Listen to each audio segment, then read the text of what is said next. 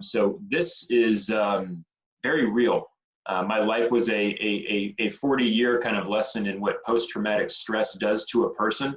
And, Willie Shakespeare, I believe, said it, only the dead know the end of war. And so my objective is very simple.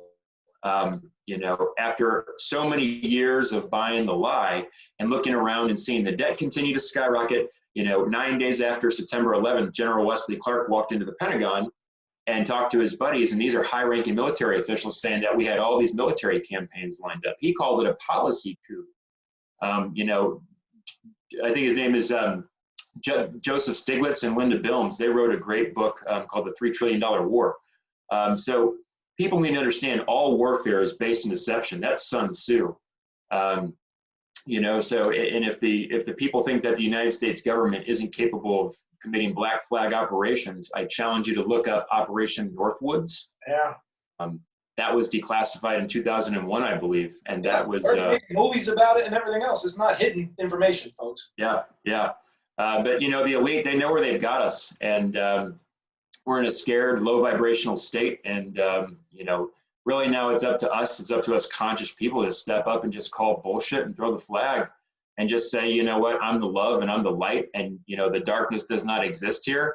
It can't exist in the face of the light. And we just have to stand up to it and it's an old energy and it's going to die hard. And we just have to be ready to be the best version of us and to help our brothers and, our sisters just stand up for the truth. And that's what we're all doing. And the universe does the rest, man. Yes, sir. That's beautiful, man. So thank you for your service and thank you for speaking up and saying your truth. Thank you.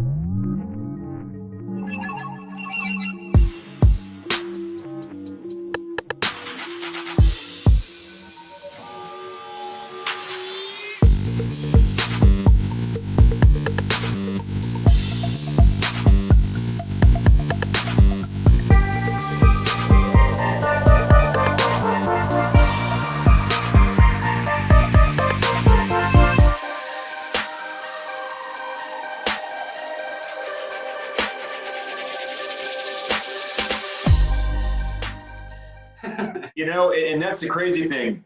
What is really going on? What is reality? It's at this point, who knows? It's already too good. Let's get it on the fucking. Say no more. Save the stuff. We keep getting closer. I mean, the fact that every podcast that I talk at, and I'm sure you guys go through the same thing, we have to go through like the rules of what we can and can't say, the censorship. Like when the lies fail, censorship begins. Yeah, man. So where's the bottom of the rabbit hole? That's why it's a rabbit hole. I think we're going. But I'm excited. This is a wonderful time to be alive. It really is, man. We're an important part of history here. Let me see. Yeah. How the fuck did you do that last time? Oh, so there's cussing on the podcast. Oh, bro, this is real life here. Explicit. Right, well, I was a former infantryman, so just be warned. I try to keep it under the wraps, but sometimes I let it rip. Nah, you're among good company. You're good. Beautiful. Can you guys see everything okay? Everything's good? You sound great, man. You look awesome. Great. Very good. Let's do this shit. Let's go. Ladies and gentlemen, welcome to the Bridge Podcast. I'm your host, Sean Nixon. And I'm Jonathan Matthews. Special guest today, Adam Eisenberg. Awakened with Adam. How you doing, brother? How are you guys? Good to see Great, you. Man. Great. Let's just kick it off. We are already talking. I had to stop you because we were talking like 30 seconds before we even started. I was like, we're family already. We knew this was going to happen. We knew this was going to happen, so this is too good. We got to get it on mic so everybody can share the goodness. Just give us background story as comfortable as you want to go back, because I want to hear about at least the Army and how it led you to, I got a couple of tricky questions for you, but give us background story and who you are. Sure. Absolutely. Well, I should first off start by saying that, it's an honor to be here sharing space with you all. This is therapy for me. This is healing. And I always try to start these conversations with, I don't know how far and wide this could go. And if this, touches anybody in a way that causes trauma, pain, kind of a reminder of the things that we're getting into, not my intention. My intention is to hold people accountable. And so just know that, from the bottom of my heart, I'm sorry. So a little bit of a background about me. I was an infantryman for the United States Army. I was in Alpha Company 3rd U.S. Infantry. This is the Old Guard, the oldest active infantry company in the United States Army, the escort to the president. Well, on September 11th, we were assigned to be first responders at the Pentagon. It was a joint response effort that lasted from September 11th until September 30th. And we were there basically from 6 p.m. to 6 a.m., 7 days a week throughout that entire experience. And so, yeah, there's a lot of people that believe a lot about what happened that day. And my mission is very simple. I also come with a perspective of professional work experience with airplane engine parts. To my knowledge, no other first responder can say that. And so for several years, I was saying to people, none of this adds up. And I wasn't the only one, but nobody really talked about it, I guess you could say, in the company. It was kind of one of those things that, people were just kind of hush hush, or they compartmentalized it. That's a trauma response. But what really woke me up is when I got transferred with UPS up to a company called Pratt & Whitney in Londonderry, New Hampshire. Well, Pratt & Whitney is one of two manufacturers that put the jet engines on the Boeing plane that apparently hit the Pentagon. And every single day when I walked in, I had to sit there and look at this humongous jet engine. I had to walk past it every day. And the universe, that's the way the universe works. It was like a reminder. It's like, hey, this happened. And, when I worked there, this was a state-of-the-art facility. Of course, the last number I heard is that it stored $2.3 billion worth of plane parts. It was, I think, a 750,000 square foot facility. Well, I had to have operational control of that facility. And as such, it required me to have the ability to inspect, from a quality perspective, engine parts. Every single part that went out for both commercial and defensive capabilities, they did both, had to be touched by multiple inspectors. And so I'm very familiar with airplane parts, those inspections. Inspector, I could also do cargo inspections, but those trainings came through Lufthansa, and so they were FAA certified.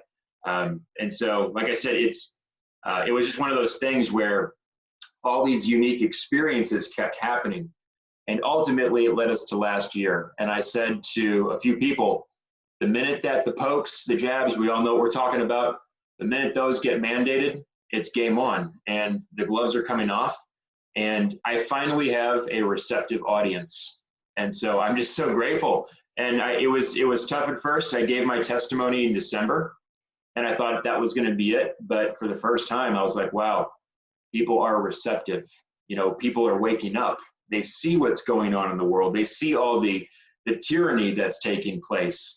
And, I thought it was going to be one of those things where I just kind of put the word out. But now it is my mission statement. I put my real estate license on hold. I started a company last year. I did very well for a first-year real estate agent.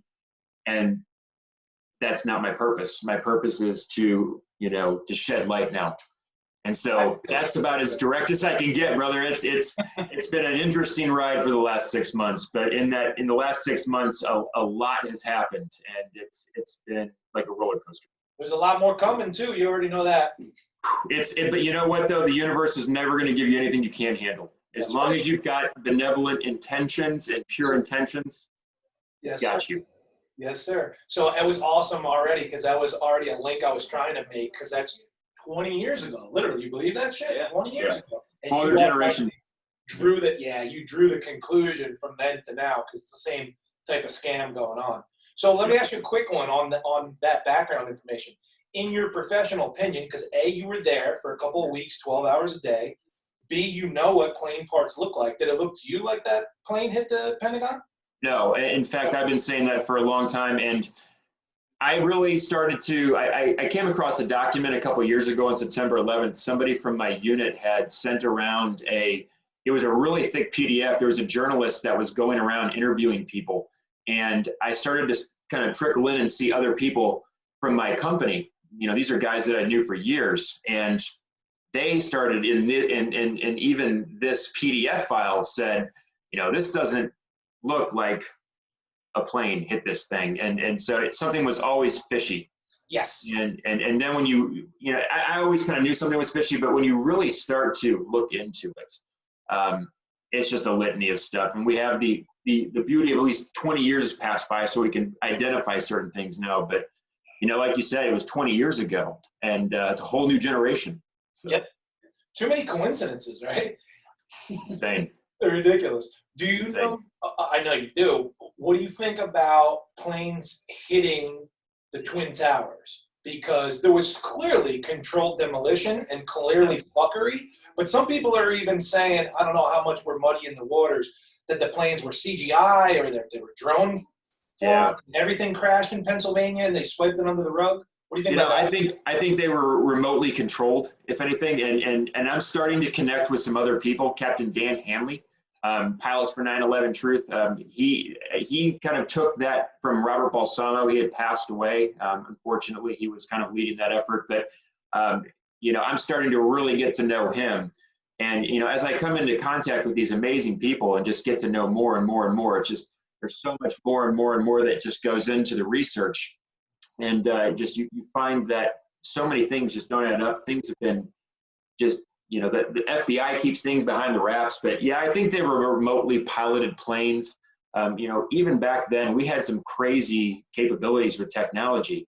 And so you had to sell the big lie. And it makes it easier for other things like the Pentagon to buy into that. So I think it was remotely piloted planes. Yeah, I agree, and you know more than me, but from the 30 documentaries I watched and a pretty good critical thinking and logic, that's what it looks like to me. Yeah. Anybody that's getting their mind blown by this, or disagrees or is attached to the official narrative, explain to me Building 7. Yeah, so that's exactly. And the funny thing is that the head of the Pentagon cleanup, that I can take the gloves off now. I had an attorney looking at this for a few weeks, but the head of the Pentagon cleanup, his name is Lee Wheelbarger. He's got a rather large news following, KLW News. He's got his own YouTube channel, over 1 million views. He recently went off for an hour in just a litany of lies, but he specifically then said that Building 7 fell because of debris from the World Trade Center. So it's God. Just like there's never been an active, like a localized fire that's brought down an entire skyscraper in the history of skyscrapers. Ever. Debris brought down Building 7. Okay, bro. Sure. Oh, my goodness. Yeah. So. Just wait. That's the next chapter. This guy challenged me to a debate. He said I could bring anybody. He went from 1 hour saying he doesn't know me to like the next hour putting words in my mouth. It's hysterical. So.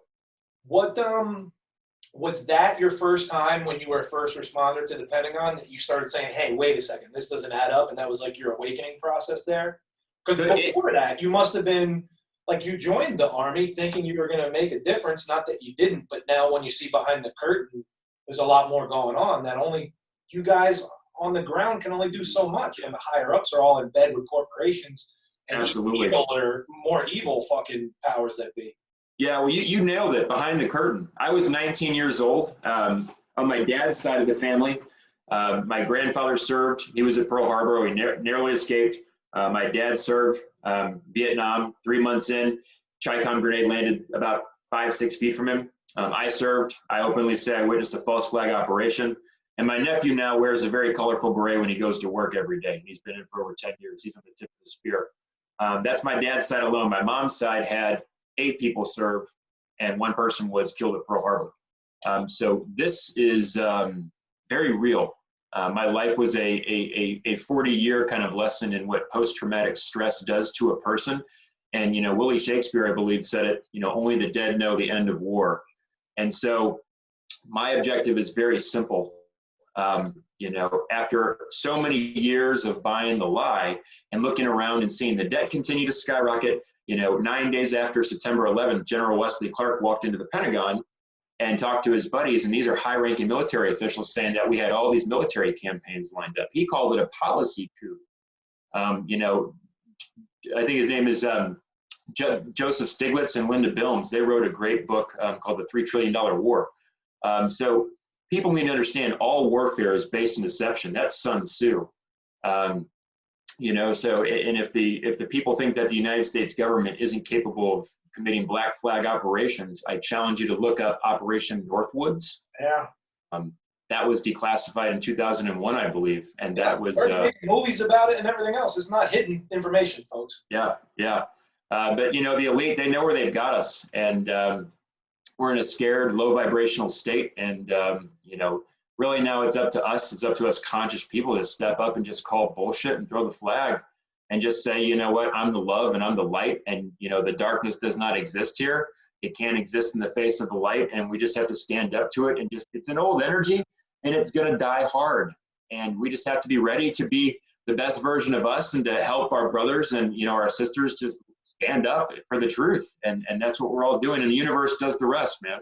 Yes, sir. That's beautiful, man. So thank you for your service, and thank you for speaking up and saying your truth. Thank you. So from military, right? So your mindset when you joined versus how, I guess a spiritual kind of mindset that's kind of shifted you now, how did that evolve and develop over time, and how have you gotten from where you were before to now?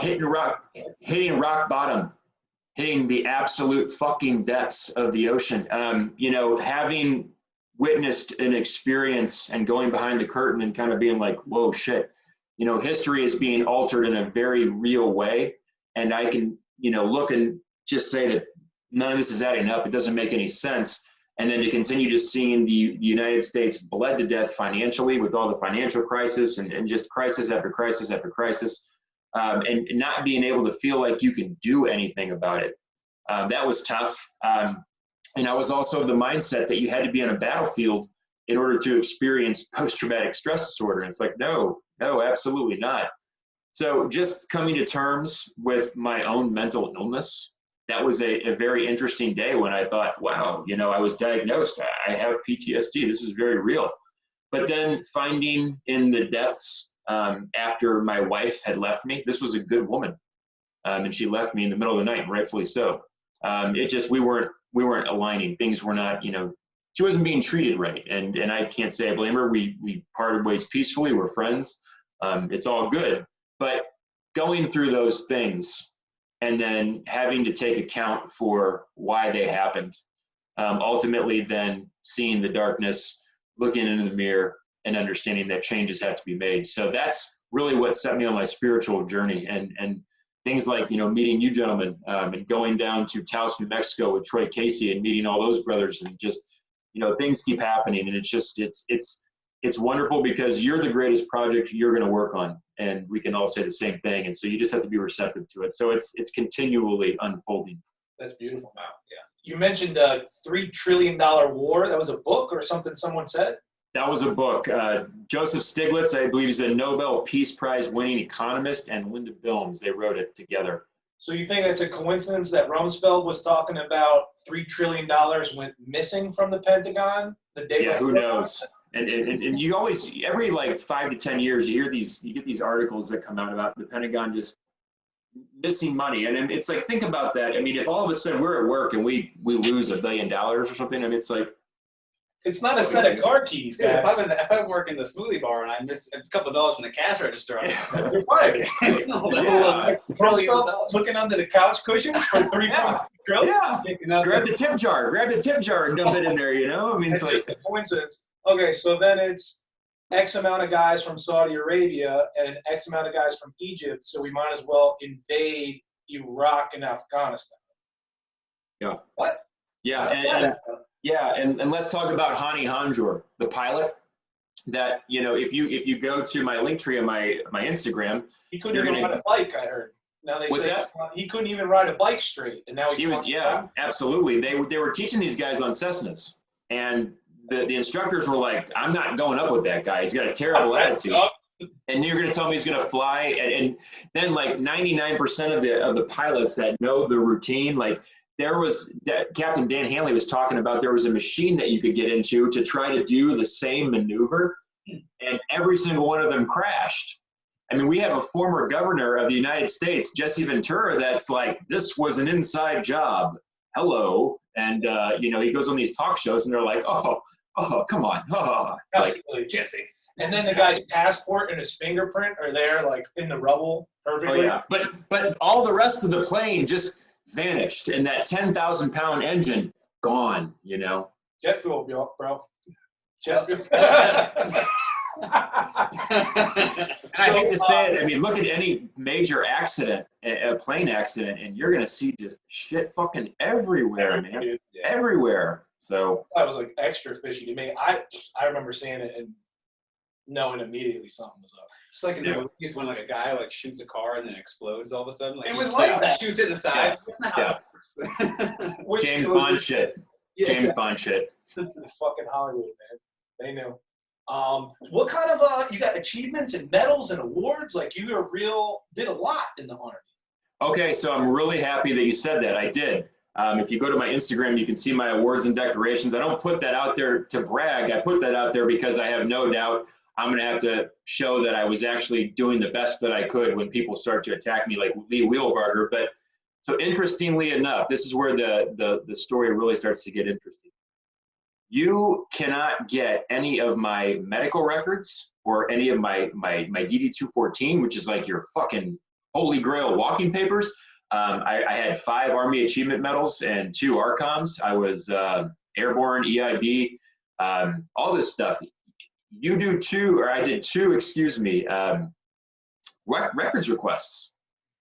Nothing. They send me the medical files from before I went in. And so I'm starting to find out that a lot of the guys in my unit can say the same thing. So it's like, where's our shit? Interesting. Yeah. So and to me, anybody that's listening and thinks this is weird or has anything to say about you and your country, you swore an oath to protect the country and the citizens against enemies, foreign and domestic, correct? And that's why I gave up my real estate license and I re-enlisted. I mean, there's a reason why I mean, this is long for me. I usually get the shit cut once every week and a half. I'm back in.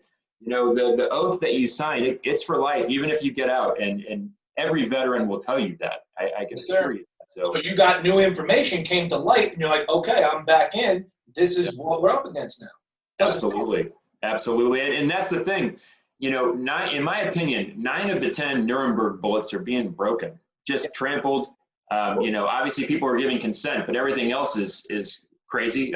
In the face of censorship, I mean, I don't even look at the debt anymore. I mean, it was like 29, 30 trillion. And if you can still look around the world and be like, oh, there's no problem here, you know, I don't know what to tell you. But we're some people. I'm very positive. I think that we've already won this thing. I firmly believe that. But you know, there are people that will say this is doom and gloom. But I love it because this is the filter where we all get to see what we're really made of. And you know, everybody's got to step up, and apathy is not going to get us there this time around. And so it's going to shift a lot. And you know, we can't learn about what we have that's precious until we experience that darkness. So. Yes, sir. And so many people haven't, but here we are now collectively. And you know more than anybody, when there is a 3-dimensional war with boots on the ground, that's men and that's tanks and that's planes and that's ammo and that's guns. But now this war is more psychological and spiritual. You know what I'm saying? So now you're like, okay, new thing. I'm going to have a computer. I'm going to have my voice. I'm going to have my knowledge. That's no different than your ammo, right? You just Absolutely. years for a different type of war. Yeah, and in 2018, when I was up in New Hampshire, my company at UPS sent me up to Londonderry, New Hampshire. A week into it, I found myself living alone, and that's when the universe started to kind of do work on me. That's when I really kind of got into the spiritual awakening, which is really just a deeper understanding of ourselves and our surroundings. And that journey can't even be described because I think it's unique to every individual. But it's just so beautiful to see how the universe prepares you for things. And really the last frontier for me was almost shed this last weekend at ManClan with Troy Casey. I let go of all my fear. I don't give a fuck about what anybody thinks anymore. I don't. So, you know, I'm just going to tell my truth. And it's like, hey, if you got the experience and you were there, let's talk. But hey, I'm going to do my thing, man. So, that's true freedom, man. That's true freedom. Yeah, Talk letting about go. what else are you guys doing there? Breath work and all kinds of stuff, everything. The indigenous people had it right, and it was amazing to witness. We did a lot of indigenous kind of practices, sweat lodge. Lodge for sure. We did the ice baths. We have just they had a collection of just brilliant minds out there. They gave classes on permaculture. You're eating the best, most organic, like most nutrient dense food. You're doing, you know, Tai Chi, you know, feeling the magnetic pull between the hands for the first time was just absolutely incredible.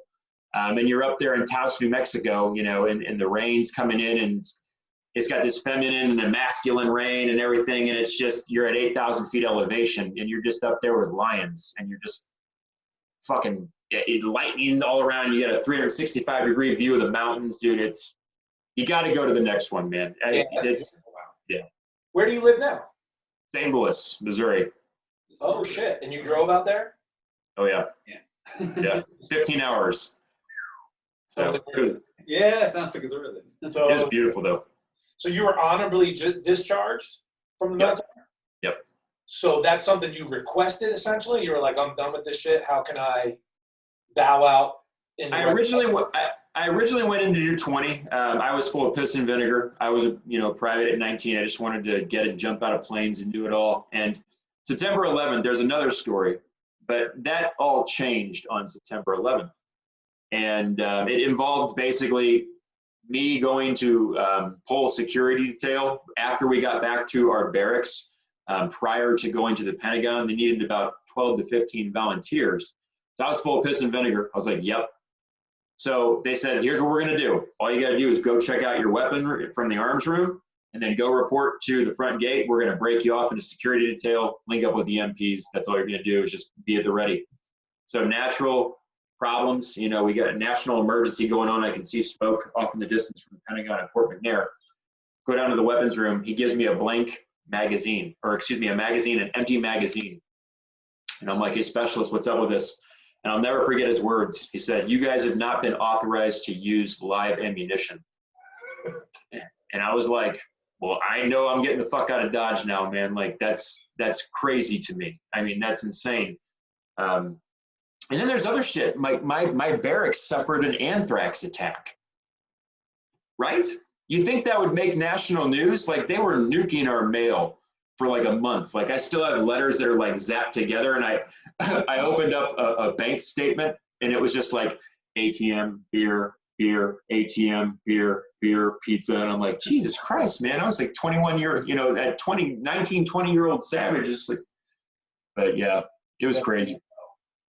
Jesus. God damn, bro. Yeah, there's so many things that people don't know about. Why would somebody want to perform an anthrax attack on Alpha Company 3rd U.S. Infantry? Why are all medical records missing? Why couldn't I fly around? That's not a coincidence. It sounds like they were testing something on somebody. Because it's bad enough they're screwing you over, and then when you become a lab rat and they don't even give you live ammo to defend yourself, yeah, like, okay. I see. Well, and you talked about lab rat. What really kind of gets me going is all the time, especially when I was getting out, they were trying to get everybody to get a smallpox vaccine. It was an anthrax vaccine, smallpox vaccine. Every single, like, literally quarter, the medics would come over to our barracks, and they'd just be like shooting us in the off post room with shots. And I want to know what they were shooting me with, and my medical records are gone. So you want to talk about lab rats? I mean, the Tuskegee Airmen, some of the most honorable people on the planet. Let's talk about what the United States military did to those guys. Like, holy shit. So information. Yes, it's not this is not hidden information, guys. No. This is not a conspiracy podcast at all so far. No. You know what I'm saying? They were caught, hand in the cookie jar, like hand right in there. Yeah, one thing I definitely always want to say on the podcast too is just like when you say think for yourself, like ask questions. Like one thing you've really done really well is like you're always prefacing with questions. You're being curious about your experience, and like when you're just accepting a narrative and you've been so used to accepting a narrative, it's all attachment, right? You become so attached to it, and letting go is death essentially, right? At its deepest level. So it's either that's what people are facing right now. Do I hold on or do I die for the sake of change, right? And it's a scary thing. Yeah, you want to talk about holding on. Some of these people that I'm talking to, they're willing to defend their positions on this shit, and it's like their cognitive dissonance is just so they can't even look at anything. And I'm like, were you there? No. Do you have the inspection certificates? No. Were you a pilot? No. Well, you're really acting on information, and you're making a lot of judgments about information that has been released. At any point in time, the FBI could release all the video footage that they confiscated and easily prove me wrong. Where is it? Where is it? FBI is a real clown show now more than ever, man. Like they always have been, but now it's like obvious. Yeah. I mean, when you've got Americans that are being basically Americans like us, that are concerned about the truth, we're the next domestic terrorists. Let people need to understand the truthers are going to be on the hot seat if they aren't already. Yeah. So, how did it get to this? Yeah, I don't know. And hats off to you, man, for seeing through the bullshit and using your logic and critical thinking, because you guys are literally trained and programmed to not ask questions and follow orders blindly. Yeah, and absolutely. Some of it is for good, you know what I mean? Because when there's split-second decisions on the battlefield, you got to follow orders. You can't fucking hesitate. I don't have to tell you this. Yeah. But when you zoom out in the real world, everything has to be curiosity and critical thinking and looking at both sides and devil's advocate and using judgment, intuition, and logic. Yeah, dissension's the highest form of patriotism. I mean, we put a lot of people and a lot of resources into that, and the administrations changed, but the war stayed the same. Obama droned more people than any, I think, president added up. And the debt continued to skyrocket. The war stayed the same. The pendulum keeps swinging. What's going on? And it also hit home for me when I had two of my really good friends. One of my best military buddies was right on the button in the group of guys over in Iraq, number 4,000 killed in action back in 2008. His name was Christopher Haig. And I was very grateful to President Trump that he honored his wife and his son at the last State of the Union. And so that was great. But, these guys had dreams. These guys had families. And I'll never forget Chris when he was preparing for his second deployment. I think he was deployed once in 05 or 06. Very dangerous deployment with the 3rd Infantry Division. Went over there, came back, and he was preparing for the next one. And he said to me, somebody else is going to raise my son. I'm not coming home. And I was like, bro, don't talk like that. Like, are you kidding me? And we were talking back on MySpace, and then a few months goes by, and he's over and across the water, and he was on a relatively safe area. And the next message I got was from his wife. She had said that he'd been killed in action. And so, then there's another guy, Adam Dickmeyer. He was a tomb sentinel. This guy was one of the best. I mean, the tomb badge is one of the most elite, I would say, if not the rarest and most elite, maybe next to like the astronaut designation in the Army. But he was killed in action as well in Afghanistan. And so it became very personal, and it just kept getting more personal. And then my military records will also show that for the 4 years that I was in, Alpha Company for 2 to 3 months out of the year served as burial detail in Arlington. And so I've personally been a part of over 1,000 casket burials. I've handed off probably over 100 flags. This flag is presented on behalf of the Grateful Nation as an expression of appreciation for the honorable and faithful service rendered by your loved one. That's like staring down the barrel of a shotgun. We also did the Dover details where we had to take the remains off of the plane. And so anybody that wants to criticize me for talking about this, I'd ask them, what can you tell me about one of my brothers named Dan when one of the caskets came open and the icy water that was holding the body started to get on his gloves? What do you tell that man? So shit like that. I mean, it's very real, and people need to understand that behind the saber rattling and behind all the bullshit, the globalist elite push the goalpost the most during war. So, of course, you mentioned former President Trump, or President Trump, should we say? What do you believe? We know. Let's put it this way: we know for a fact who the politicians are that are doing horrific shit. Yeah. But I don't know who are the good guys, or if there is good guys. Are there white hats? I got to tell you, I am in the same exact boat as you. If this man is like the great military unicorn, let's see it. I mean, I give him a 1% chance, but I'm rooting for him. I'm rooting for the rumors. What's that? I'm rooting for the rumors. Yeah, I voted for the man twice, and believe me, I was not happy about either side because you can find problems with both. Yep. But ultimately it was the lesser evil. Yep. So I want to believe that Trump was leading us to this place where the world had to see. But to that I would say, well, he also did a lot, pushed a lot. And my mother and my father have both been now jabbed. and I believe a lot of other family members have too. And so some people did that based on their comfort levels with him and what he was doing. So I want to believe good things. Yeah. But there's also so many reasons. I mean, that man in Art of the Deal, point blank, says that he met the Jesuits at Fordham and had great respect for the Jesuits. So he goes to an Ivy League school the next year, he gets out of college, turns $1 million into $1 billion. Yep. You know, so I want to believe the man. Yeah, dude, so well said. Because I see both sides. Like, on paper, if you didn't know nothing, his 4 years were very good. And then lesser of two evils in the last election, obviously. Yeah. Is he fucking Batman with a secret army to come save the world like everybody says? I know shit wasn't popping off in the Middle East when he was in charge, you know. Yeah, there was so many good things. The pros outweigh the cons for sure. But to me, if it's any, and I love how he called out fake news, and he called out the swamp, and he called out a lot of awareness to a lot of things, which is great. But well, you just said it right there. There was some sneaky things said and done. And when you're in bed with the Jesuits, that's the top of the top as far as I know. The very top. Yeah. So that's old energy, man. That's super tricky. So if there is white hats, hopefully there is. But I thank you for enlightening me on the same thing. We're on the same page there. Yeah, I literally, I'm very fortunate since I gave him my real estate license. I'm kind of in a position where I research all day because I now work at a little part-time gig, and I get to put the headphones in, and there's just not enough time to cover it. And then you go down one rabbit hole, and then it's just, the shit gets deeper. And I'll tell you, my current affairs kind of stopped with deep underground military bases because that's real as hell. You probably was like, holy shit. Real. The dump. Yeah, who knows where that goes? There's scary shit down there, man. Yeah. Sure. Yeah. Next level shit. Yeah. Next level shit where the rules don't apply. No. The laws, the Constitution, humanity, common decency, they're doing all kind of shit down there. Yeah. And I mean, who knows then what goes on? I'll tell you, I believe wholeheartely, I'm starting to just be my most authentic self.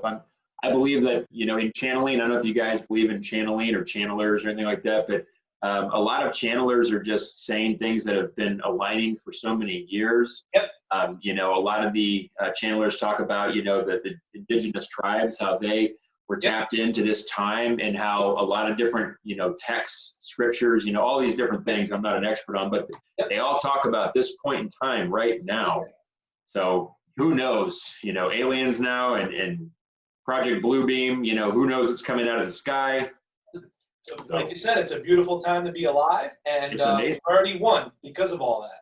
If you believe the prophecies and the healers and the channelers, it's going to be a rough time, and it's going to be a bottleneck in human history for sure. But that's happened so many other times. Yeah, but now the light wins. Yeah, and just to be in the middle of it, I understand the fear people have and the confusion people have, but I agree. I really think it's that necessary letting go, that burning off of dead wood, that, you know, that pain that happens with transformation. I really think, again, time is relative, right? But within like the next couple hundred years, I think there's going to be a great new renaissance after whatever plays out. Whatever happens. Hopefully sooner than that, but I agree. Yeah, I think we're hanging in tight here. We're holding on, right? We're pulling up on the Because in history, when you zoom out long enough, these natural ebbs and flows happen all the time. You know what I mean? Well, and look at all the shit that's happening. I mean, even Britney Spears, like, look what's happening right now. Everything is just coming unglued. The mainstream media, I don't know how they're going to survive this, and I love that. And Big Pharma, they're going to fall flat on their fucking faces, and rightfully so. And so, you know, this is, I don't know, just teetering on the ridge line of fucking crazy chaos and like the light changing humanity forever. This is where you have to really be in tune with your shit. You know, as we ascend levels from third to fifth dimensional consciousness and unity consciousness, we usher that in. You know, old energy is going to die very hard. And, you know, I just think that they get desperate. I love it.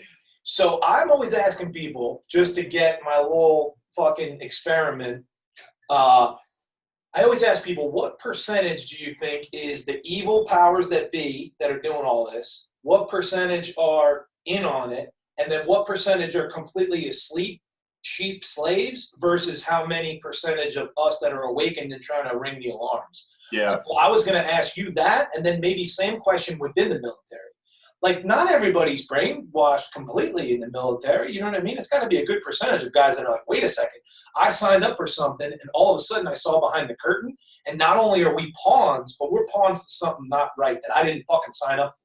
Yeah. I'll tell you, to kind of go down the line, I think we're starting to hit, a pretty decent size. I've heard so many people talk about the number of people that would have to be conscious and awake and in order for the real massive shift to occur. Mm-hmm. And I don't think that we're going to have to go any deeper.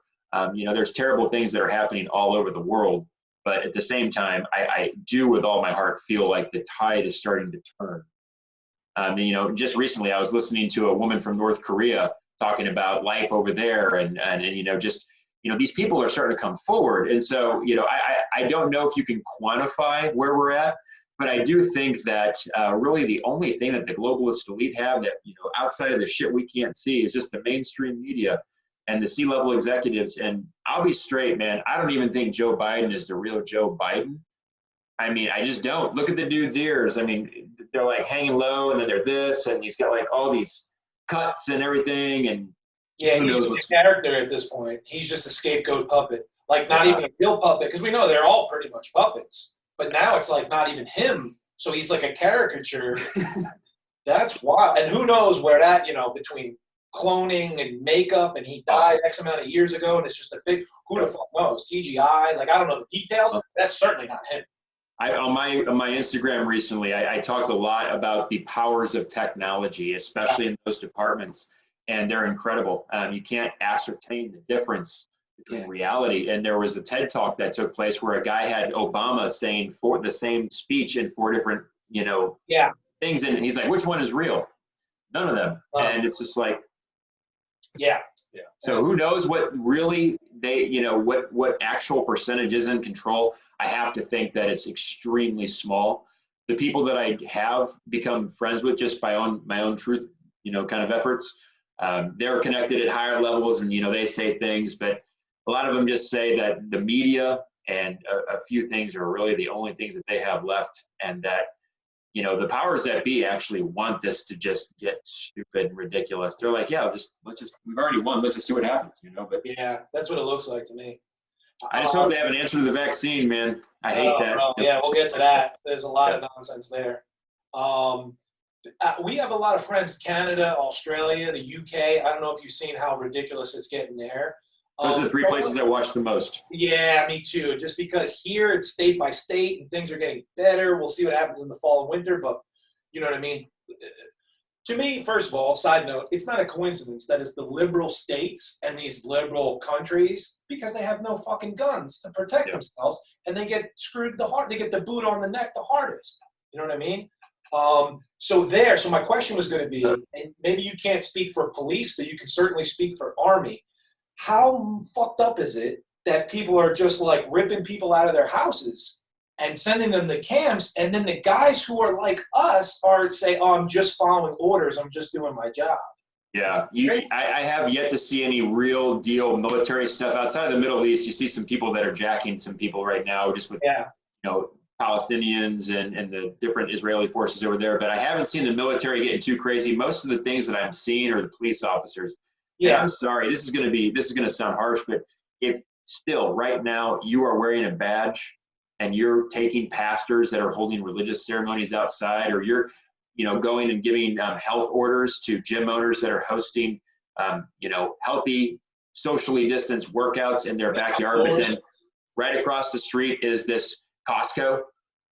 You're fucking brain dead, and you don't deserve it, and you're a fucking disgrace to that badge, and you should be held accountable publicly. You should never be able to wear that badge ever again. You swore an oath. Thank you. I agree, but just to play devil's advocate, what if they're like, well, I have to feed my family, and I'm just following orders? Because is there a point where you can say, no, sir, and fucking define orders like that? Your morals override the evil fucking orders that you've been given? I can tell you from my own experiences working under some, I had the pleasure of working under some great leaders in the military. I also had some ones that were just shit, but the ones that are shit, You know, it doesn't take very long for people within the squads and the teams to be like, you know, this is a fucking problem. So I know, I mean, you never know, of course, what the heat feels like until you're facing it. I don't have, you know, the family. I don't have the kids. I'd like to say that I would do anything to protect my wife and children had there, you know, been that equation. But I wouldn't be able to look at myself in the mirror and say, yeah, I love this to happen. That's what kind of drives me when I am doing my own truth thing with the Pentagon. It's like 30 years from now, I'm not going to be able to look in the mirror if I could say, oh yeah, I just took that knowledge and just somebody else can do it. You know, no. Yeah. But that's a tough one. But it's going to take a lot up in Canada, especially right now. Those poor bastards there. Oh my God. Canada and Australia is scaring me, man. They got camps. If you have not even if you have no symptoms, they'll rip you out of your house and put you in a camp. Yeah. Like, do people not learn from history? This isn't even that long ago. Yeah, or my favorite when it comes to Canada, Yeah. they are now allowing health administrators to go to schools and to go directly to the students that they're going to allow this. And I can find out the who, what, where, when, why, but the health administrators will go into the schools with the vaccines and they'll directly ask the kids if they want to get it. And they are their own authority, absent of their parents. And so your kid can just come home from school with a fucking Band-Aid on their arm, and it's like, what did you do at school? Oh, I injected mRNA into my body. Like, can you even imagine as a parent? I don't know if you guys have kids, but I don't, but I'll save you the details of what I would do because it wouldn't be good, and you know that. Lord. Yeah, I mean, can you imagine? That's they would have to open their Bibles to the book if you got me fucked up on that one because I'm coming in heavy. So we're pulling cards. We're pulling everybody's cards, and we're coming heavy. It's going to be 3D and 5D, and it's going to be a mess. But yeah, dude, that's crazy. So how do you explain? And this is a fucking softball question for you: that kids don't really die from COVID and not really affected, and it's been shown that they don't even spread it to other people. Why are they so quick to inject children when they're not the problem? Yeah, they're trying to shut down consciousness. I firmly believe that's what this shit is all about. It's about shutting down consciousness in the end, and just causing the most chaos that they can possibly cause, because the old energies die hard. But you know, I do believe, I have listened to some people, and this is not a subject I can go too heavily in on, but I do believe there is an antidote. I do believe that there is a remedy to it. And of course, I mean, it's like one of those things where the vaccine might go terribly bad, but here's Johnny Law with the answer. Oh yes, you know, take this, and yeah. So who knows what's going to even more, because they're already setting it up, and I'm sure you've seen. Now they're saying, because the PCR test is such nonsense, that the people that did get injected are dying from COVID, and it's your fault, and it's my fault because we didn't take it yet. So then they release a new variant, and then the next people are going to see actual bodies this time. That's the scary part. Because before, 99.9% survival rate, some old folks died, a very small percentage. It's sad when anyone dies. I'm not saying it's not real. I'm saying it was a very small percentage, not what the media is reporting. It's always sad when someone dies. But now there's going to be real bodies, Adam. And heart attacks, heart issues. You know, people that had healthy bodies, kids, heart issues. It's like 4-year-old healthy good. young males. Not good. Heart inflammation. No, absolutely not. That's going to be more fear and more chaos and more propaganda for the next whatever. Yeah. Okay, at what point does you know, like how? I guess we'll see. Well, at what point justification stops? You know, what do you have left to justify that with the numbers, right? Like in a perfect world, it is killing people. So we'll say that and whatever. Right. But now the numbers, they're just not even there for it to be. That's what I think. The death rates are the same. It's the same. I mean, you can't. There's no logic, common sense, science, or data. It's all fear and propaganda and lies. Because nobody knew. For months, everybody gets a pass for the first couple of months. Yeah, who knows what's going on? It's a new thing. We're still figuring it out. But now 16 months later, now we have some data. Like, what the fuck, guys? And isn't there like a $200,000 reward somewhere for anybody that can present the isolated? Oh, I thought it was $1 million. Oh, it was more. See, that's the thing. With ManClan, we were talking about it. We thought it was 200K. If anybody can present evidence that it's been isolated, here's $200,000. Then the Fauci emails come out and they're like, yeah, we paid for it, we created it, we got the patent. Yeah. Then the news is like, oh, but be scared of the Delta variant. Yeah. You already fucking said you invented the fucking shit and leaked it on purpose. Yeah. And you control the patent for the vax. And now you're like, but wait, there's more. Yeah. I didn't find even more. Yeah, and did you even hear about the AZT with Anthony Fauci with back in the, I think it was the 80s or the 90s, Dallas Buyers Club really illustrated this story, but the creator of the PCR test, it was Kerry Mullis, I believe was his name. Yep. He even says point blank that it's not used to diagnose. And he said, because if you turn it up high enough or whatever, the way to read the measurements, you can sense anything. Yep. And basically, what's that? What happened to him? Yeah, he's no longer with us. Yeah. Oh, another coincidence. I'm sorry. Yeah. So, Another and then McAfee. Well, I mean, like, coincidences everywhere. dude, I'm not trying to garner sympathy. This is no shit. I found myself in a position where I was kind of wearing the armor, the righteous armor, but then I really started to take a look around, and I did a podcast with Jason Shurka. I don't know if you guys know Jason. Yeah, man. And that was the first kind of, he was my second person that gave me a shot. Another guy gave me another shot, but Jason was kind of like, he's got quite an audience. Hell yeah. And then when I started getting involved with Lee, it was like, this is fucking real. And so I still, it's taught me more about myself, but it's also up the stakes. But yeah, man, I mean, look what Edward Snowden, he had to fucking get the hell out of Dodge. He's still gone. So whistleblowers, man, it's tough. Well, that's why you're so brave and a hero in many ways. Like I told you, I appreciate that. I'm a fuck the war, fuck the government, support the troops guy from the beginning. And because my family's all military too. I don't know if you know Sergeant Val, my cousin Fred Valentini from New Jersey. He was stationed in Texas, multiple tours, about your age. Nice. And my whole family. So I've always been a fuck the war, fuck the government, support the troops guy. And then, like you said, you're like, well, my oath is for life, and there's a new type of war, so I'm back in it, Yeah. I mean, what's it going to take for people to wake up? That's my thing.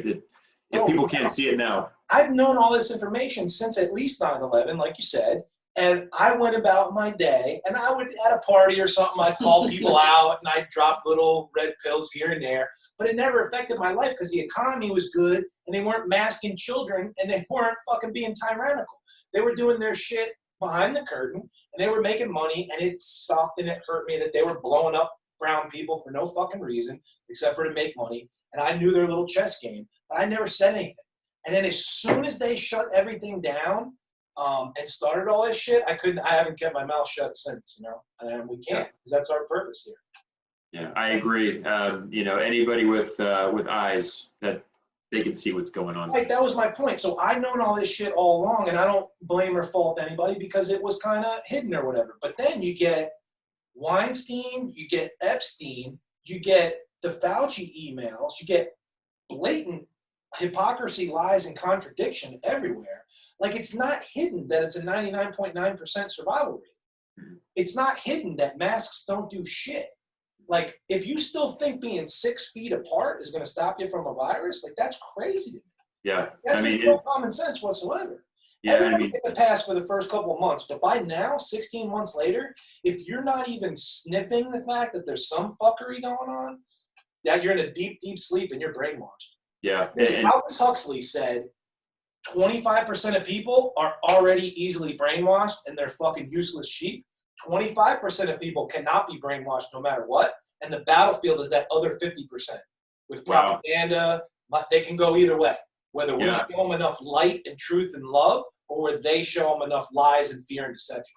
Wow. Yeah, it doesn't surprise me. There was another statistic they threw out at ManClan this weekend where they said, like Troy said, I believe 6% of the population would technically be considered to be like psychopathic. They actually enjoy watching other people suffer. It's crazy. And, we've all been somebody's angel. We've all been somebody's demon. We have to accept that reality. But but that people would be so oblivious to the pain and suffering that's happening is beyond me. That's fucking blows my mind. Yeah, 6%. I heard that too somewhere else. Like it has to hold the negative polarity. For there to be light, there has to be 6% scumbags. Yeah. Just balance the universe, you know? Yeah, absolutely. That's just the duality and the balance of Yeah, for sure. Give us a 6-month, 2-year, 10-year prediction with your crystal ball. Okay, so just hit the 6-month mark. Challenge Mitch McConnell to a debate, doing a lot of different talks like this. Lee Wheelbarger, I'm going to have to cross that bridge. I'm starting to talk to a lot of 9/11 truth organizations. The people that, want to know the truth and get the truth out there, you can tell them. And then the people that are just trying to protect their ego, you can tell those people too. But that's really where we're at right now. The next 6 months are going to be huge because I've been, for the last 4 or 5 years, since I really stepped away and started to focus on myself. And then when I really got into kind of getting away from corporate America, I went through the spiritual awakening. I started to think about other things I wanted to do. And so in the next, I would say 6 months to a year, I'm going to keep doing what I'm doing with the 9/11 stuff. I'm really trying to become an oracle. But there's so much information, and I'm still working. I have responsibilities. I have other business endeavors that I take part in. It's a part-time thing, but I'm trying to flip that. And so in the next 6 months, knock on wood, if my VA hearing ever comes through and I'm getting back paid, then I'm about to become an investigative journalist. But, we can all bitch and piss and moan and complain, but we got to have solutions. And so my mission statement is very simple, and that is, I am a light worker. I am here to end warfare and basically do that by illuminating the truth about false flag operations and what I saw. And if we know that we can eliminate warfare, then we can get rid of PTSD and the veteran suicide rate, because 20 veterans are killing themselves each and every day. So the next 6 months is going to be taking further action. Down in Taos, I was able to meet a hell of a great man named Matt. Matt has a lot of different plots of land. So I'm thinking about buying some land, 10 acres, and starting to kind of build the legacy down in Taos. I want to do a veterans retreat, incorporate guys like Rudy Reyes. I don't know if you know Rudy. He was there this weekend. Special Forces Jim, the whole entire Man Clan crew. Troy Casey, breath work, Wim Hof method stuff, ice baths, meditation. It's going to be a lot like what we experienced, but it's going to be more geared towards service members. And I want those guys to be just as involved because they spit truth. And so that's what it's going to be. I'm starting a podcast. I'm really stoked to announce that, the Awakened Adam podcast. And so I'd love to have you brothers on. That's going to get going here pretty soon. I'm also going to be, I'm finding a way to do this. I'm starting to put together a 501c3 board right now. I want to get a nonprofit, but it's going to be called Glory Days LLC. And it's going to kind of take the real estate efforts and the knowledge that I have. It's going to be buying homes and putting veterans that are in a transition period. Maybe they just got, clean. Maybe they just got off the streets, whatever the case may be. But we're going to kind of go and build houses or buy up houses, rehab houses in very affected areas and start helping veterans, getting out there and building networks with counselors that, the VA at the lower level, I'm not knocking anybody that's in that organization, but the fuckers in the ivory tower got to go. They're terrible. Hosting retreats, things like that, raising awareness, and just constantly giving back to veterans and teaming up with other veterans organizations. So that's the next 6 to 10 years. That's so amazing. That's appreciate that. Hey, to hear that's perfect, brother. And thank you.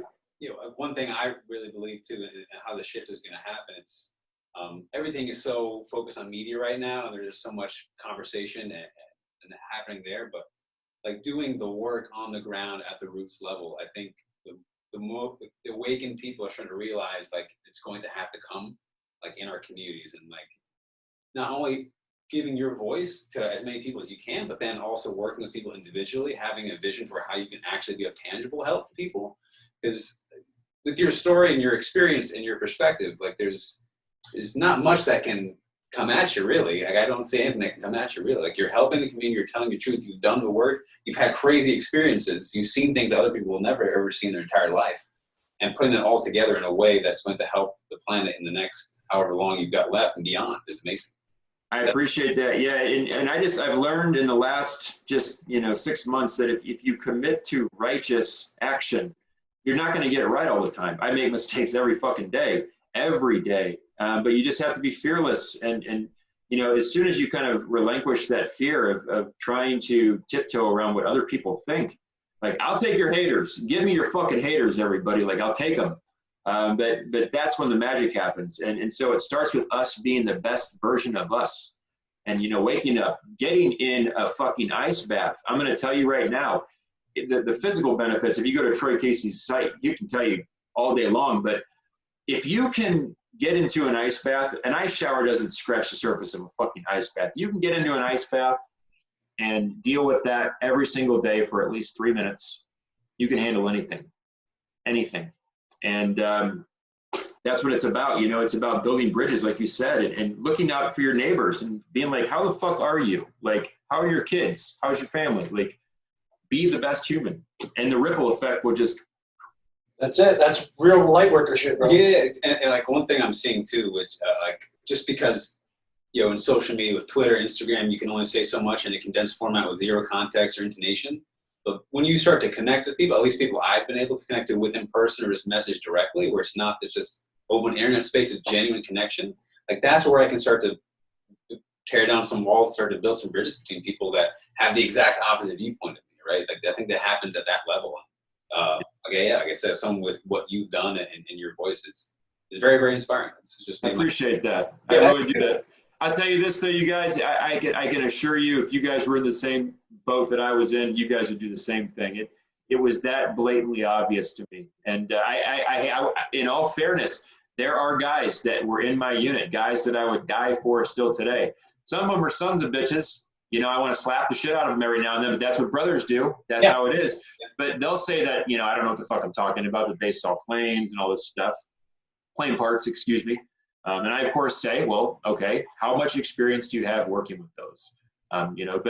But I can just tell you that anybody with curiosity and just discernment, that can step back away and they can place themselves into that position that I was in, they would do the same thing. I wholeheartedly believe that. So, but I appreciate your kind words, truly. Thank you, guys. Yeah, that's how it goes, man. That's beautiful. What are you doing now as far as athletics and fitness and staying in shape? I know you got a lot of shit going on. Oh yeah, every single day I run. I'm training for my first marathon. I actually just ran my first half recently. My dog passed away, and so I wanted to honor her. Oh. And I just thought, you know what, I'm going to get out there, and I ran my first half about 3 weeks ago. And I'm training eventually to get into marathons. There's a wonderful organization called Stop Soldier Suicide.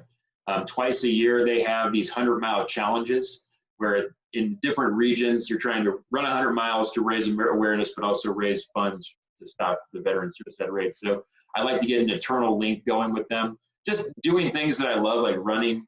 I do a lot of yoga. I'm probably going to start doing Tai Chi, and I don't want to say it's a Qigong, or did I say that correctly? Qigong? Qigong. Qigong, there you go. Qigong, is that it? Qigong, yeah. Qigong, that's it. So there you go. I mean, that was my first experience with it this weekend. So, I'm still breaking new barriers and things. But yeah, when you know how martial arts works and then you know how energy works, that's the combination right there. That's beautiful. Yeah. And I love Brazilian Jiu-Jitsu, dude. I love to roll every now and then. If you're in the service or a police officer and you don't roll Jiu-Jitsu, you're fucking up. Because then you only got your piece. You don't have extra stuff going on. Yeah, and you can have insanely good cardio. I can go right now and run 10 miles, 15 miles, get into a ring and roll for a minute. And watch what happens. It's like totally different. For baby Jesus to save you. Terrible. Different. That's awesome, dude. You mentioned ice tubs. Other than buying the $4,000 one that fucking cycles the water for you and keeps it cold, what's your method? You order bags of ice? So I'm going to go Well, after I get off this, I'm actually going to go to the gas station and buy some bags of ice. And I'm going to go to the bathtub. I'm going to go live, and this is now a 2-a-day thing for me for the rest of my life, is to the best of my abilities. But I think I'm going to go, and what Troy uses down at Man Clan were these horse troughs. Yeah, that's what I have. Yeah, That's what I have. Just a Rubbermaid fucking horse trough, $100 at Walmart. there you go. Bro, not that I'm fucking supporting Walmart, but Rubbermaid, the fucking bit, you know what I mean? Fuck that. But point being is accessible to anybody because it's $4,000 for the metal tub, and you know there's professional places you can go. And like you said, cold shower I still do, but it's fucking scratching the surface. Yeah. Yeah, the Rubbermaid tub for fucking farming, watering the fucking horses and pigs and shit, $100, and you fill it with the hose. Yeah. And put some ice in. And you get in that motherfucker and dip your head all the way into it and scoot back and then come up and just. And then you got to work on your breathing. Yeah, you got to go from here right to there. And then you got to sit there for about 3 minutes and just breathe. For your body, that ain't shit. That's a mental exercise. Yeah. Yeah, it's kind of like Fight Club. I don't know how much you guys love that book. It kind of just dawned on me not long ago that the book's about a spiritual awakening. You know, and the lie on the hand, same thing. I mean, you're in that moment, you're in that water, you can't escape it. You know, and that's why I love it. It's because, I mean, tell me a more harsh circumstance where a human being can sit in it physically and just get through it. I mean, the polar opposite, you're burning to death. That'd be terrible. But the cold water, man, it's different. Can't think about anything else. There's nothing else when there's cold water. And it pierces. So the first one's always like, people are. Oh, yeah, you turn into a little girl real quick. Yeah. Troy ran over and he's like, Adam, breathe. Adam, breathe. Yeah, having a coach through stuff like that is nice in the beginning. Essential. And then it's just you and yourself. I love it. And after you hit that 3-minute mark, I stayed in for 5 minutes yesterday. That was my longest one. It changes. And yeah, it's incredible. You heal so much physically and mentally. It's like these things just come to the surface. It's incredible. Benefits. The benefits are such a long list. What else do you do for self-care, daily practice? You mentioned yoga, Tai Chi, Qigong, ice bath, and some running. Meditation, anything else? Journaling, meditation? Absolutely. So Instagram is really my healing journal. People don't realize that. But I also do a lot of grounding work. I like to get out in nature. I just walk around barefooted. You know, finding moments every single day to be grateful for something, anything. Like on my drive home, this is going to sound stupid, but I was at a gas station in the middle of Kansas, and they had these public restrooms with bidets. I'm like, this is amazing. I'm grateful. Like am I in France?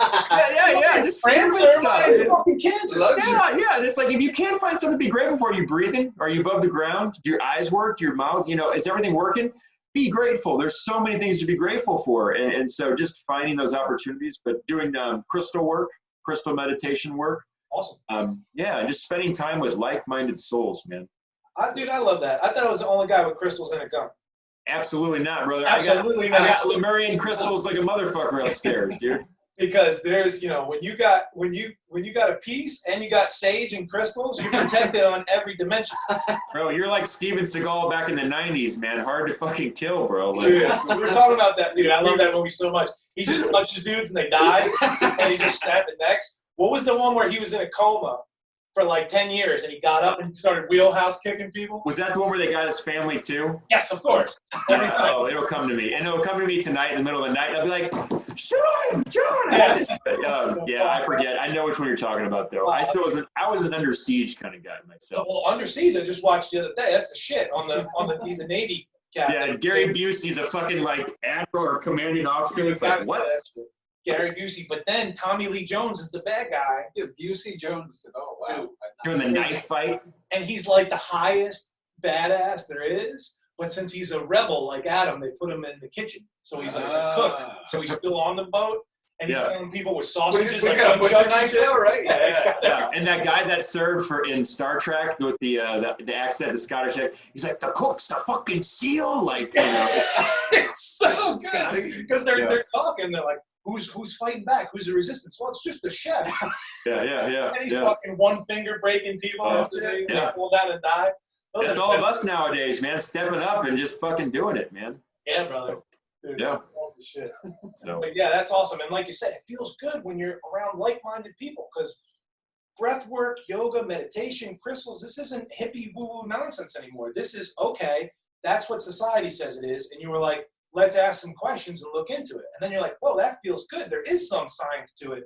There is some intuitive things to it. And it's just tapping back into nature. So that we can still fucking watch sports, shoot guns, fucking be former military, and still enjoy yoga, breath work, meditation, and nature. That's the balance right there. It's not all, it's not one or the other. yeah, and I say that we're all ascended masters here. All of us are ascended masters. We're all doing angel work here. We're all learning balance here.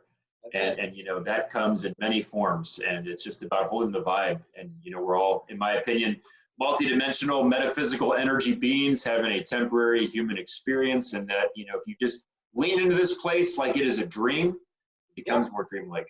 Yeah. Connections like this happen. Yeah. I think of it like a school or a video game where it's just like have some control, co-creator of your reality, and we're all here trying to manipulate energy, and you have, you know, a prefrontal cortex, a spinal column, chakra energy systems, and a nervous system, and you're just experiencing the 4 elements on Earth the best we can and trying to get along and help each other and learn lessons on our soul's journey and fulfill our karmic debt, no matter what that is. And now more than ever is what we were born to do, man. Absolutely, and I couldn't agree with you more, man. Dr. Joe Dispenza, I know you know Dr. Joe. Like, he's on point, and you know, your mind dictates your reality, and that's the truth. And just being unfuckwithable in every situation and being grateful for every situation, especially the bad ones. Yeah, that's what it's about. Staying balanced. I love that, man. Do you have something else? Because I could go on forever, man. Yeah, I mean, you guys are family now. You That's guys what I'm saying, dude. I can feel it. That's the best part, man. I got a reason to go to Missouri. There you go. Yeah, dude. Please. We're gonna do I'll be honest, I'm moving pretty soon. I'm actually moving. Yeah, I'm getting out of Dodge. Where? So New Mexico was like a fact-finding kind of thing this weekend. I'm looking there, the Dakotas, because I love what the governors in the Dakotas are doing, and the economy is actually really great in the Dakotas. The laws are great up there. Montana, Nebraska, Idaho, and Arizona. Beautiful, beautiful. We're in New Jersey now. I'm moving to Florida myself for similar reasons. Smart. What part of Jersey? We're in Princeton right now. Okay. Nice. Ivy League rich elitists with 2 masks on outside. Oh, I thought they were quadruple masking at this point. Yeah, well, I'm benefit of the doubt. They had 4, and then they got the shot, and now they put 2. Oh, Lord. Yeah. You hear about these exoduses, just people. Yeah, big time. Yeah. And it's a shame, but like, once again, grateful that we can, because there's other countries that they can't do it. And you can always find the lesson and gratitude in anything. Yeah. And I'm sorry, go ahead, brother. Well, I was just going to throw change the subject completely. What do you think about these audits? The election audits? Yeah, because clearly there's fuckery. There's no question about that. But do you think anything's going to come of it? You know, I would think so. There's still people that are heavily engaged in this thing. They're still talking about it, reporting it. And didn't Trump sign the executive orders into place where if any foreign corruption was proven without a doubt, that nullified the election? So I think you have to kind of keep your eyes on it, but it's kind of like everything else. It's like, guys, let's get to the point. And even if there is nothing wrong, how the fuck is it almost July and we're still auditing these ballots? You know, it's like, we need a new system. This is not sustainable. Because who's doing the audit? The same government that rigged the fucking shit? Because how does that? Like, no, we didn't find anything, guys. Yeah. That's what it looks like to me. It almost feels like pantomime. It's kind of like a pony show. It's a fucking it's just like, you know, how can we distract the Americans and divide the Americans now? And it's at every angle. Divide and conquer is the whole game. You know that. That's why I love when you're talking about energy and also all being brothers and sisters, because that's true. Yeah, I mean, we're a different beast here. You know, it was a Japanese admiral. Yamamoto? I think that, I don't know if that's correct, but he said if you attacked America, there'd be a gun fixed upon you behind every blade of grass. I don't want to misquote. That's pretty accurate. But we have to be bled differently. You know, the theory of 1,000 cuts. Make a lot of small cuts here and there and destabilize the mass, and it just kind of topples. But look at all the lawlessness in the last 20 years. You know, how does this happen? Yeah. And so, you we talked about the 10-year plan. I'll tell you, if my efforts of raising awareness are not effective, I will seek some form of office. And I will point out the different things that I see that are problematic. And again, we can bitch. I think I actually have solutions that make sense about campaign finance reform, about term limits, about, imprisonment if you're not staying within the fucking boundaries of what your budget is, about, bringing back hanging people for treason, about bringing back people that, or practices of imprisoning people for corruption. I mean, we have a Supreme Court now that says that money is a form of free speech. Like, what the hell's happening here? Like, crazy, bro. Our founding fathers killed people over a 3% tax on a beverage. 3%. What's it, 30 something now? Plus something. Breaking and everything? How many taxes do we even have? And here's the scary thing. Get into executive orders. Those fucking things. I mean, people are treating executive orders like it's just, we're just going to do this. Why is that okay? How is that not a dictatorship? Yeah. Like, I don't care who's in charge. Doing that is crazy. I swear to God, and this would get me assassinated. If I was ever in a presidential position, the very first thing I would do is I would decimate the Federal Reserve. It would be decimated. Last guy that said that did get assassinated. Yeah. There would be a top-down audit of everything. I would probably find a way to perform I would have to surround myself with attorneys. But to perform an immediate cease and stoppage of the national government and have at first a financial audit. Yeah. I would literally take all the leaders that are in these positions and I would fucking find a way to dig into their personal shit. I would illuminate every single fucking dollar, and we'll get to the bottom of it really quick, and then we'll start questioning people. Give me, if the FBI is listening, give me a fucking badge. I'll wrap the fucking 9/11 shit right up. Let me focus on this 24/7. We'll see what happens. My mom said a long time ago, you would have been such a terrible older brother because you'd have loved that younger brother, but you'd have just been such an asshole. And that's what I'm about to do to these fucking government officials. It's like, okay, I can be an asshole too. I was an infantryman. Like, we can play the game. So, I've got a lot of solutions. A lot of us have solutions. I mean, it's so easy. Now people have to step up and be like, you know what, I'm running for that fucking position. The school board, I don't know what it is, but the alderman position, anything. Just get these motherfuckers out of here. Like, they got to go. There's so many of them. But yeah, dude, that was beautiful. That's exactly how the change is going to be done on the ground now, by spreading light and truth and telling people not to fall for the divide and conquer bullshit. And then when it's time to step up and actually run for something and make some kind of change, the system itself has to change first, Yeah, people have to be fearless, because these people will fight very fucking hard. I mean, my thing is, what have they been recording on these things for the last however many years? I got into my Google shit out here, and I was like, are you fucking kidding me? Like, they had everything. Yeah. So, I mean, and the pictures and who knows? I mean, the text conversations, the conversations you've had with your loved ones, your trusted conversations. I mean, the algorithms. They have access to the microphone and the camera even when your phone is off. Yeah, and the computers are the same way. Camera slider there. Yeah. And even I was listening to a speech old Boris Johnson gave where he was talking about the future and about, all the surveillance and the smartphones and the smart TVs and everything. I mean, where does the line stop? It's crazy, man. Yeah. Dude, we got to do this again. We'll hop on Instagram Live. We're going to be a guest on your podcast. You're going to be a guest on us. And we're going to promote the shit out of your podcast, your charities, all the shit you're doing. I appreciate that. I just want to say thank you, man. And I fucking love you, dude, for everything. Love you too, brother. Both of you guys. If you need anything, just ask. Yeah, man, same here. So same here, dude. And we're going to fucking do a lot more. Everybody follow Awakened Adam on Instagram. We'll link everything when I post this shit. And we'll be in touch, brother. Thank you, man. I appreciate that, guys. Have a good one. Peace. Peace, brothers. Dude, I'll cut it there. But, dude, thank you so much, man. Yeah. No, that was awesome. I appreciate it, guys. I mean, you guys do this more than me. Was that a pretty good?